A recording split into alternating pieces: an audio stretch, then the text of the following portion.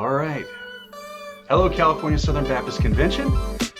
We are here today doing 7 questions. I'm Jason Blankenship, the evangelism team leader.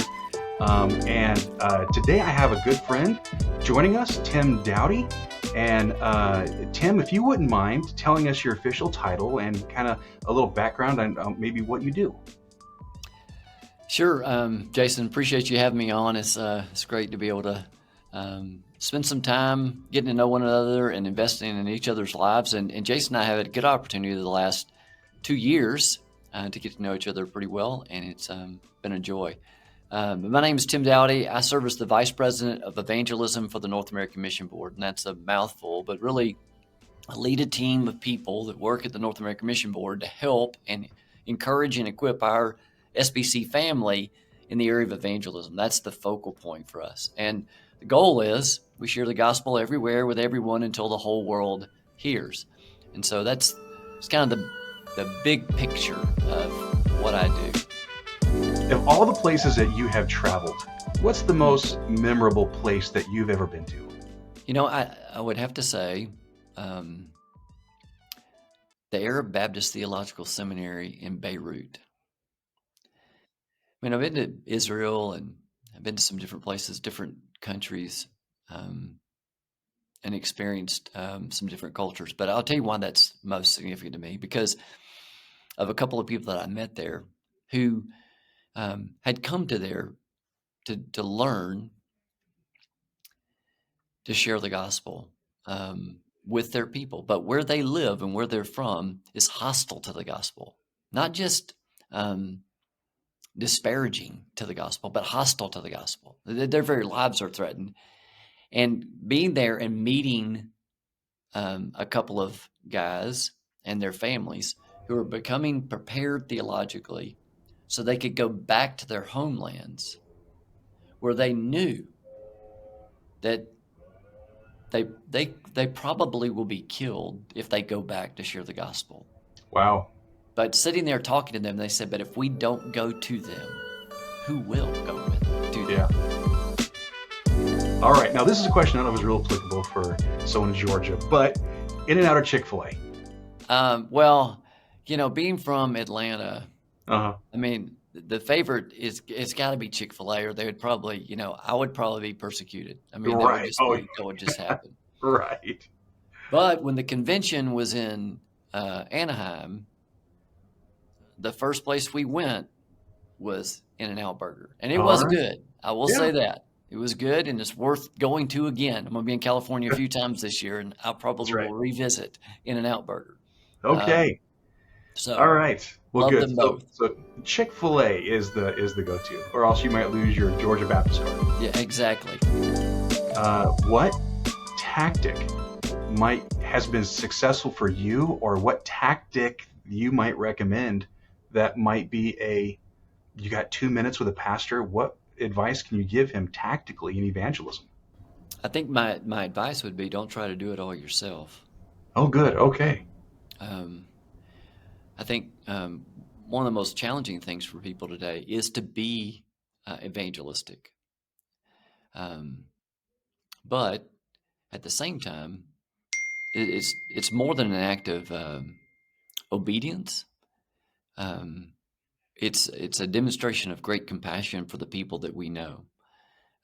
So I would share with a pastor, pour your life into a few people that can pour the life of Jesus into a few others, and continue to do that. It's a never-ending investment of your life and the lives of others, and preparing them to go out and share the hope of the gospel. Of all Bible characters other than Jesus, if you had a chance to meet one, which one Bible character would you like to meet? Probably Joshua. Joshua and/or Caleb. Okay. But Joshua mainly because he was following in the footsteps of perhaps, certainly at that time, the greatest leader ever for the Israelites, Moses. Yeah. And you'd read that first chapter of Joshua, and you hear how God speaks to him directly, words of encouragement, and tells him that the reason he's going to be successful will be faithfulness to his God, knowing that his God is with him wherever he goes. But still stepping into those shoes had to be incredibly intimidating. And dealing with the Israelites, I mean, Joshua was right there with Moses during all of their successes and failures. He knew how hard it was to lead those people. And yet he was going to be the one to lead them into the promised land and deal with various difficulties during his leadership days. So just what he learned at the feet of Moses that prepared him to be the leader of the people, and then what he learned as the leader that he didn't know as the assistant. I mean, there's a lot of questions I have for him, but that would probably be the guy I'd like to meet. See, that would be a good interview to have. Yeah, it would. I It'd be a like great interview to have. Let's interview Joshua. Would be great. Okay, another question about around that same thing. Do you have a life verse? And if so, why is that life verse important to you? There's several that have played instrumental roles in my life. Romans chapter 5, verse 8 was key in my salvation when I was 11. That's always, and also it was the text for my first sermon. But that one, that just Romans 5:8, just the amazing love of God for us displayed in Christ is phenomenal. Right now, I would say this verse that's significant for me is in 2 Corinthians chapter 4, where Paul says, we have this treasure in jars of clay to show the surpassing power belongs to God and not to us. Kind of goes back with that humility theme that God continues to drive into my heart and remind me of. But there's two things about that verse that stick with me in this role in particular, because we're, after being a pastor of the same church for 31 years, starting in a mission with a handful of people and just growing up with the church, and then stepping in this role, it's very different. It's a very different rhythm of life, role in service and ministry, and even a way that you assess where you're at and what's happening. And I see this very much as a servant role. We're here to serve the church, serve the pastor, and support any way we can. It's a great reminder when you hear that verse that the treasure is the gospel that we have within our hearts. And we're just jars of clay. We're dispensable, we're fragile and breakable. A jar of clay is not, it's not fancy, it's not expensive, but at the same time, that jar of clay is valuable because of the treasure. Yes. So that would probably be my passage now. Okay, so if there was something that you could say to California Southern Baptist, you got to take a news heading clipping. What might be a message that you could give to California Southern Baptist? Don't forget what it's like to be lost. I think sometimes the reason that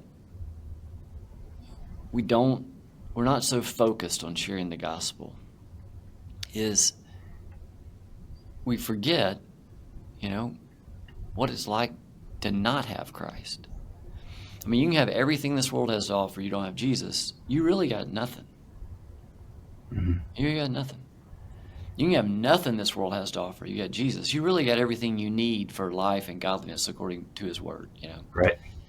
And so I think sometimes, as believers, I was just in a meeting and I was talking about 95% of Christians die without ever sharing the gospel with any other person.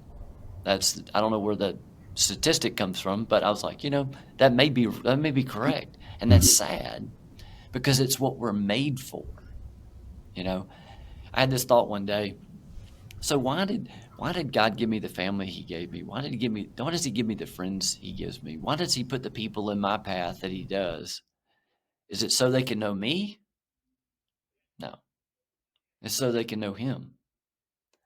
And the reason he leaves us here after we come to Christ is to live out that mission of making him known. Because everything else in the Christian life is going to be so much better in him. All right, I got one more. Maybe this. Tell us maybe your best ministry horror story. Do you have one of those? We kind of all do, but sometimes it's like, you can't tell that one. But you got one you might be able to share with us, a horror story of ministry. Yeah. Well, my wife said some of the stories that have happened in our ministry, you cannot tell unless you live to be 90, because these people have to die before you tell them. Yes. You know what I mean? Yes. I do remember one story, and I won't tell where, but I was pastoring a church, had a long history. It was an older church, and we were seeing some good things happen in this congregation. And we were trying to motivate the church to reach out to the community. It had not unusual, happens all the time, but it become a good fellowship of believers. Yeah, we enjoy our fellowship, we enjoy our Bible studies, we enjoy our worship, we enjoy our church. But it had become detached from its community. So one of the ways we were just doing a little, and this was a long time ago, but we're doing a little campaign just called Roundup Sunday. So let's go round up your neighbors, round up your friends, just kind of had a theme. It's kind of hokey, but, try anything to try to get your people to reach out to others. Yeah. We hung a banner in the auditorium, and we were baptizing. It was like and I don't remember exactly, but I'm guessing it was like the third or fourth Sunday in a row that we had baptized. So we had water always in the baptistry. And in the baptistry, that little shelf in the back, that they set fresh flowers every Sunday. But they couldn't change the flowers because the water was still in the baptistry. It's been like 4 weeks. So I'm walking to get to my area of the platform. I had to walk through the preschool. And so I have a brand new associate pastor with me. We're walking through the preschool. And this lady in the church yells and uses foul language at me. Who the blank do you think you are? Yelling at me in the preschool. Oh my. At the church. Whoa. Right as I'm walking to the platform to go preach. And I was like, what in the world? I mean, it's just one of those things that floors you, Yeah. Yeah. And she gave me the what for, standing right there. I mean, just let me have it. Didn't let the water out of the baptistry. Why in the world are we baptizing every week? Huh. Put a banner in the auditorium. Who gave me permission to put a banner in the auditorium? Just gave me down. The country took me behind the woodshed, just beat the stew out of me. Whoa. And so when she walked off, I'm literally walk up on the platform. Back then, you sat on the platform. They had the most uncomfortable chairs known to man on the platform. Yep. And you had to sit them in front of everybody the whole service. So when she finished, I turned around. And so this is like his second week. He's like, man, what are we going to do? I said, well, I'll tell you what you're going to do. You're going to go to the front row. You're just going to pray that I don't spend this whole sermon preaching to her, because that's what I want to do. Yeah. But here's the cool thing: as bad as that was, that Sunday we had 5 adult men come to Christ. Wow. And just again reminded me, God, the devil will use everything he can to distract us from the mission. Well, Tim, thank you so much for joining California Southern Baptist in this interview. I'm really looking forward to August 22nd, where you and your team are going to be in the Bay Area leading an evangelism workshop there. And then on the August 24th, down in Orange County, leading a workshop there. So, for all those watching this, you don't want to miss these workshops.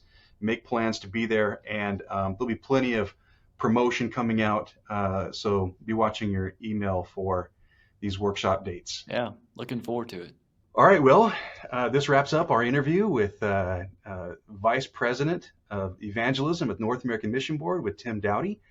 California, thank you so much for watching this, and I hope you're having a great week in ministry. And if I just reiterate Tim's point, invest in someone. Find someone to invest in someone this week. I think that's great advice. Thank you so much, Tim, for joining us.